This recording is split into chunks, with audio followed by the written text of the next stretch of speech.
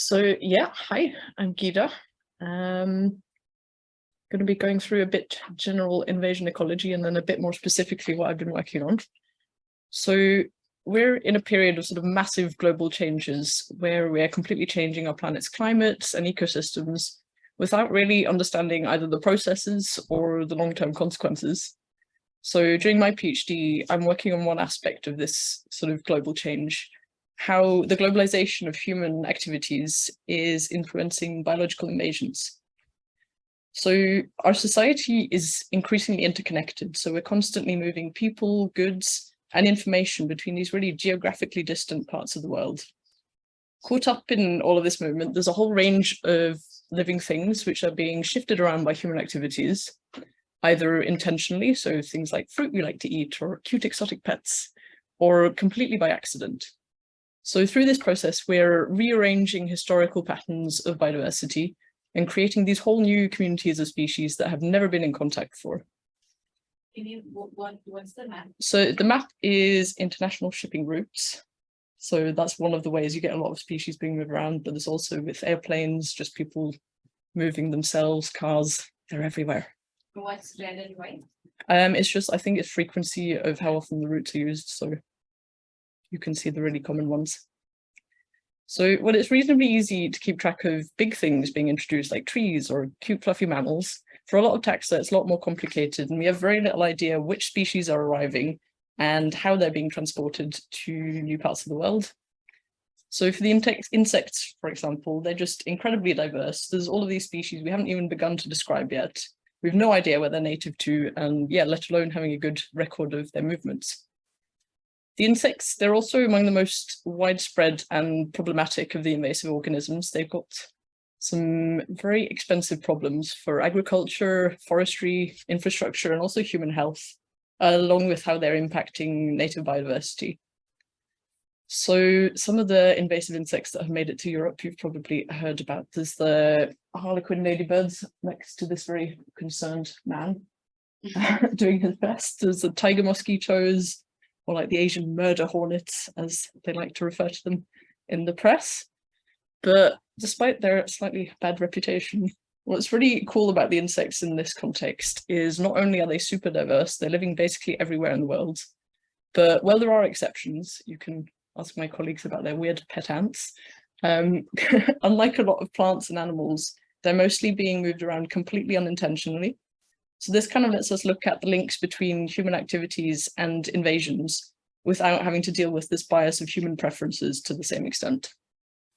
So the process of how species end up invading a new area can be split up into a series of steps. So we start with some insects living in their native range, going about their daily insect business. So there's still quite a lot of debate in invasion ecology about the exact terminology to use, and people tend to disagree a lot. And I think it's worth pointing out that what we're referring to as native species is a kind of arbitrary concept, because even without human interference, species distributions tend to shift around over time anyway. But for now, let's stick with that.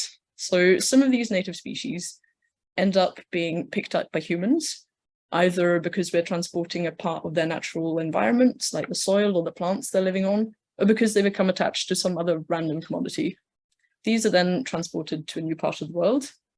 Some of the individuals that survive the trip, they are introduced. And most of these guys, they're not going to make it, but some of them do find suitable conditions to survive. And it's these species that have been introduced somewhere through human activities and are able to survive there. They're the non-native or alien species we're referring to. Most of these aren't really causing any problems, they're just living their lives. But some of them do go on to become invasive. So these are the ones that are spreading really widely and have documented negative impacts either on local biodiversity or on various human interests. It's usually around this end of the process that we humans realize that there's a new insect in town, and each of these steps depends on the previous one being successful. So that makes it kind of complicated to tease apart the processes when it's only really the end point that we're observing. So how can we study these earlier stages of the process that are happening completely undetected?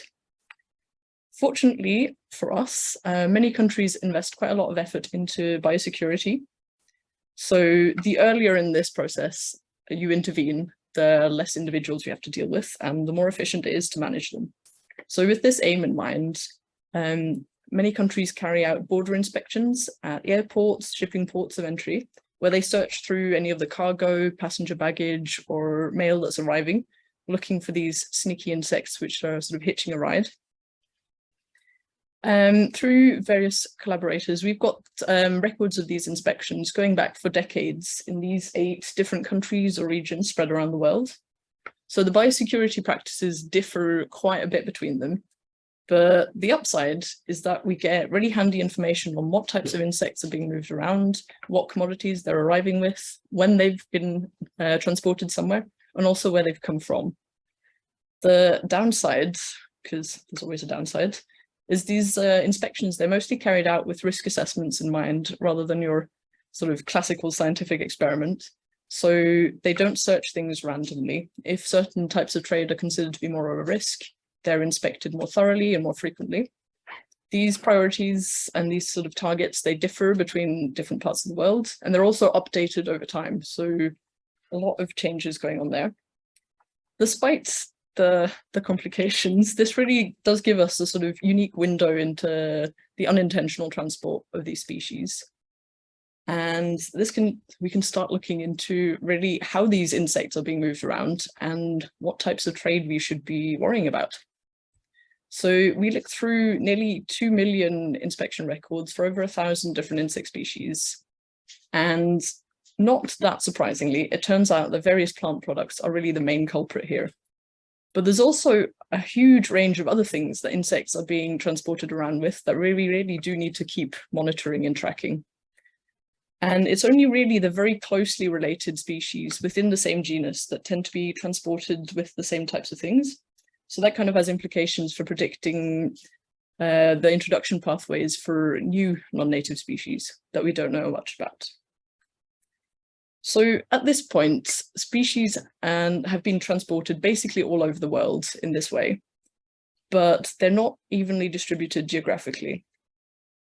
If we split up the world into these sort of biogeographic regions that represent communities of similar species at a sort of very broad scale, some of these regions are receiving way more non-native species than others, and other ones are donating way more than you'd expect based on the sort of native species richness alone. There's various theories as to why this is happening, but they've got in common that they're kind of hard to actually test. We've established it's kind of complicated to look at the early stages of the invasion process, and the number of species you get at the end depends on how many make it through each of the steps previously. So in addition to our border inspection records, we've also got fairly comprehensive lists of established alien insects in more or less the same countries. So this lets us start to look into why some of these regions are supplying way more insects than others, and whether the same factors are important throughout this whole process. So of course, it's complicated, but we can start to identify the main factors that are determining how many species you get at each of these stages. To start with, trade represents an opportunity for you to be introduced. So you get significantly more species arriving and establishing if you have more imports moving from the source to the destination country. Other factors, they kind of differ in importance depending on which of these stages you look at. So it doesn't really matter much for transport. But once you look at the establishments, you get significantly more insects establishing when they're transported within the same region than if they're transported between different regions. This is probably because they're finding climates and habitats that are much more similar to the ones they've evolved to deal with, which makes it easier for them to survive once they arrive. If we go back to our biosecurity efforts, this is kind of hard to actually compare between countries in any sort of quantifiable way. But if we look at the number of sort of treaties and international legislation that countries have signed up to, you get significantly less species establishing if you're a member of more of these treaties. If the sort of number of treaties the source country that's supplying all of these insects doesn't seem to matter much, which I think is probably quite representative of international politics. So these biosecurity efforts, to manage these invasive insects, they really pose significant problems for countries, both nationally and for international cooperation dealing with this. We're spending about $70 billion every year to manage invasive insects. And once species have become well established and are spread everywhere, the whole process of getting rid of them is really complicated, and there aren't really any sort of simple solutions to manage them. The downsides to sort of just dumping pesticides everywhere as a method of control should be reasonably obvious. So you'll be relieved to know there are nice organic alternatives for management. The idea of classical biological control is that you're introducing the natural enemies of a species into the same area they've invaded so they can keep the populations under control. However, selecting species that are firstly going to be efficient and also not going to just go ahead and become invasive themselves is a really lengthy and expensive process, which takes years of research. At the same time, I've just showed you there are literally thousands of insects being moved around accidentally, and there's no reason to think that these natural enemy species are doing anything different. So we're using the border inspection records from the US to look at how much of these natural enemy species are being introduced. So far, they've detected 94 different families of either predator or parasitoid insects, and there's 193 different species they've identified. So most of these things, especially the parasitoids, they're really tiny. They're like sort of 2 millimeter sized little wasps and stuff. So there's bound to be a whole lot more species we're just not identifying and not picking up in this process. So the parasitoids, they're the ones, they have young that develop either on or inside another organism that's their host, and then they sort of gruesomely burst forth and emerge, killing them. So there's a number of different parasitoid species they've detected in the US, but there's also 12 of them that haven't yet established, but they do have their host species living there or also being detected at the border, which would make it likely for them that they'd be able to survive if they are actually eventually introduced. So the predators, they're a bit less dramatic. They just eat their prey species rather than sort of exploding from within them. And 90% of the predatory species we're picking up here are generalists, so they eat a whole range of different insects, which also makes it really likely there's going to be suitable prey available for them if they're eventually introduced. Additionally, 10 of these natural enemy species being detected at the US border, they're listed as invasive somewhere else in the world, which makes it likely that if they are eventually introduced and able to establish, they're probably going to cause some problems. So that's of note for the management people. Yeah, sure. So what makes a species particularly prone to be invasive? That's kind of the $1 million question.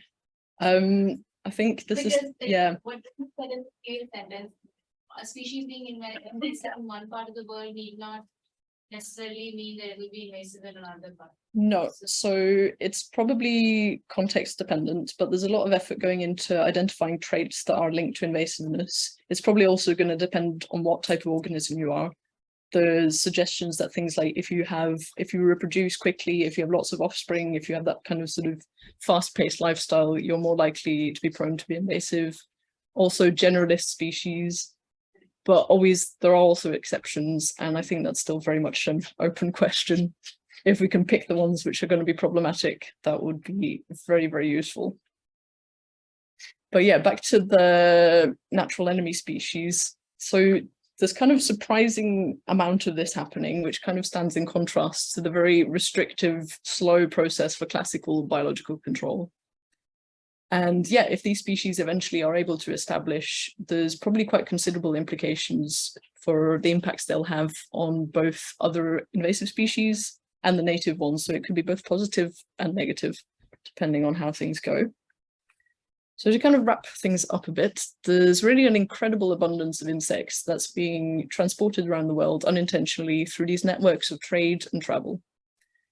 There's still quite a lot of work to do to really understand how these processes are happening, but hopefully we can eventually manage to limit the negative impacts and embrace the positive ones.